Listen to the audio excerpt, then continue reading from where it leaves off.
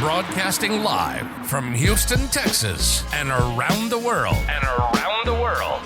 TV host, best-selling author, and radio personality Brad Gilmore brings you a collection of conversations with stars from movies.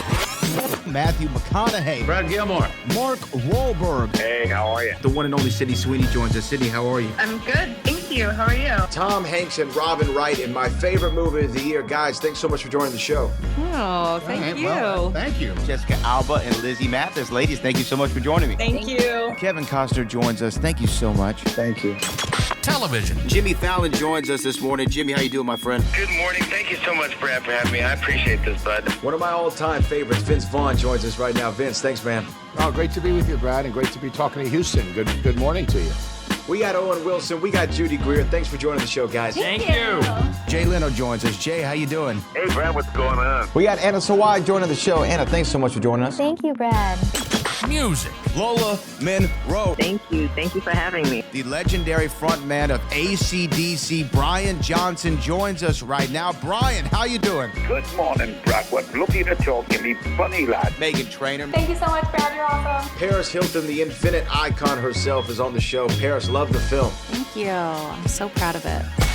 And more. This is The Collection.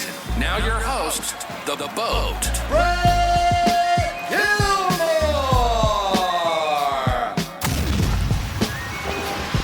Hey, we're here talking about The Get Out, and here's the director, Derrick Borte. Derrick, man, I love this movie. I really did. I got to watch it a few days ago in New York. Perfect place to watch it in my hotel room. And man, did I have fun with this thing from beginning to end. So congratulations on it. Thank you so much. I appreciate it. I love hearing that people had fun watching. Well, you know what it reminded me of, and I mean this in the best of ways, is, and I know this is based off a novel that you wrote the screenplay based upon, but it reminded me of almost an Elmore Leonard novel, right? In the sense of like a whatever it might be, Get Shorty or Out of Sight or Rum Punch, one of those where all these characters, and they're all kind of intersecting and conflicting over this one thing, and you're not exactly sure how they're all going to come together, but in the end you understand it. And I love a story like that. Well, yeah, me too. Exactly. I think that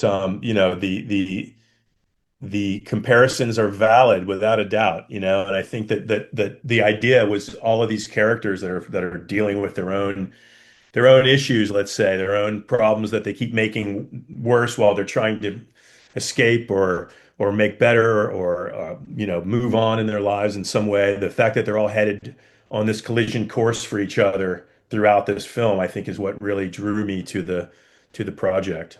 So I and correct me if I'm wrong, did you also write part of the screenplay as well? I did. Danny Forte and I adapted the book, and the book had some really great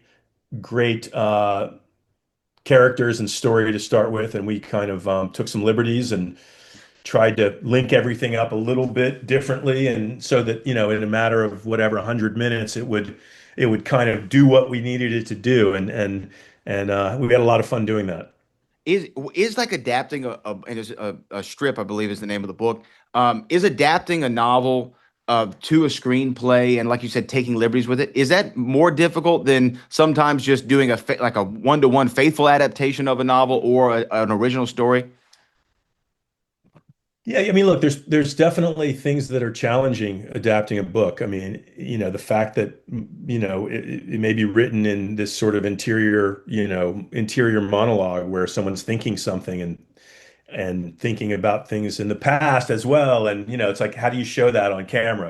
And so there's definitely some difficulty. I think what we tried to do was really look for the essence of these characters and this situation that Manco found himself in, and then just try to adjust everything else to kind of fuel this momentum that he had in one direction, while everybody else was also, like I said, heading for this giant collision in the third act. When you're writing this and you're getting ready to ramp up, when does Russell Crowe enter the picture? How does he become involved with this project? Russell's always in the picture. Yeah, that's a good way to put it.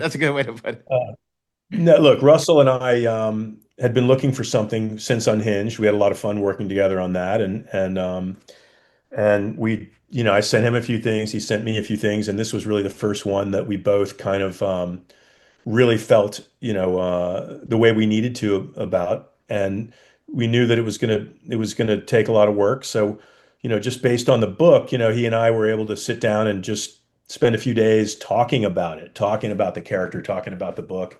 And then I went off with my writing partner, Danny, and we came back with a draft of the script. And, along the way, Russell's a great sounding board. He's always going to take ownership of his character in a way that you want him to. And, he's a great resource. So really, he's part of the process. So he's invested from the get-go. And then the rest of the cast is so great in this movie. And you know who surprised me the most was Nina Dobrev. I mean, she walks away with almost every scene that she's in, to be honest with you. And that's all respect to her fellow castmates. But she is swinging for the fences and every take and doing such a lovely job. I don't know where the idea of her being that character was, because it's not something that I saw for her. But then when you see her in it, you're like, I can't imagine anybody else.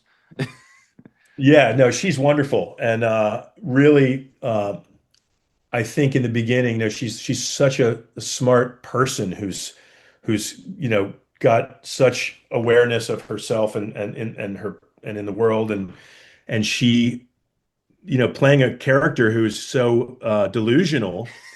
I think in the beginning was a little bit, tricky. And I think once she really just bought in and just embrace the character for who she was, I think she just was, like you said, every scene that she's in, she's just amazing. And I think the key is just buying into that serious delusion that Carrie has about herself and the world and her actions. And I mean, it really just all came together so perfectly. She was so great, and the way that, and I won't spoil anything, but the way that her story ties up is just magnificent. I really, really love the payoff that character got. One other question though, when you adapt the novel to the screenplay and then the screenplay to the film itself, right? How much of what you had in the draft ended up when you got on set or started working it out, didn't end up making it, or you said, oh, you know what, we don't need these pages? I mean, how much of that editing on the fly do you have to do? It's different on every film. I think that there's always going to be things that that show you that you don't really need them. Sometimes after you shoot them, sometimes it's in the edit room that you realize you don't really need something. And then there's times where you realize that you need something that you don't have. And I think as long as you've planned accordingly, it sort of just goes with the territory, I think, when you're doing this. So yes, in this one, there were definitely things that we thought we were going to use that we didn't. The only thing we really ended up adding after the fact that we weren't planning for was just a little more second unit photography in LA to tie LA to Australia where we shot the film. But yeah, there's always going to be things that end up on the cutting room floor for sure. Yeah, it's just nature of the beast, I'm sure. But you know what? Again, I can't sing this movie's praises any more than I already have. I really, really do enjoy this film. I had such a great time watching it. So congratulations to you and the rest of the cast. And I can't wait to see what you're doing next, because I really had a good time with this one. Awesome. Thanks so much. I really appreciate it.